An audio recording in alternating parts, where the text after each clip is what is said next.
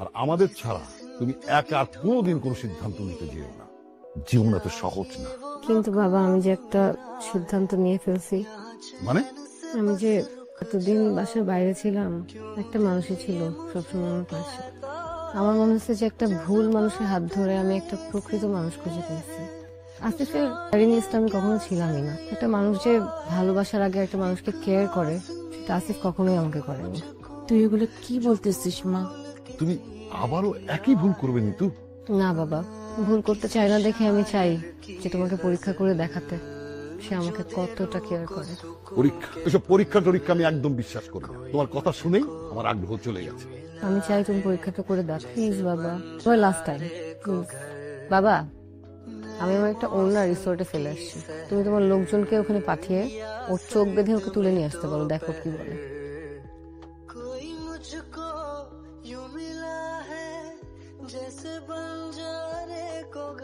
গুরু ভাই, না পারলে মিথ্যে কথা বলেন কেন? তাও আবার আমার সামনে। হ্যাঁ, আপনি তো নিতুকে চেনেন, ভালো করে চেনেন।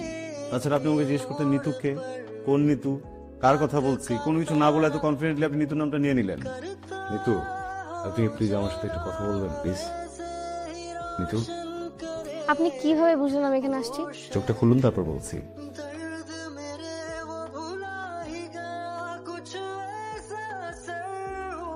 আপনার পারফিউমের ঘ্রাণ।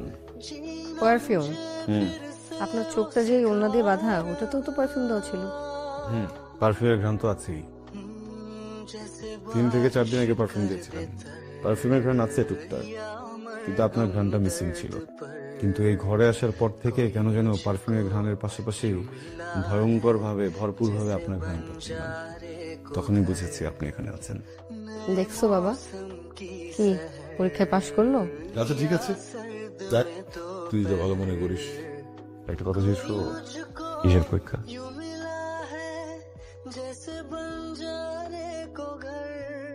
জীবন কি অদ্ভুত, কিভাবে একটা ভুল মানুষ আমাকে ঠিক মানুষটার কাছে নিয়ে আসলো।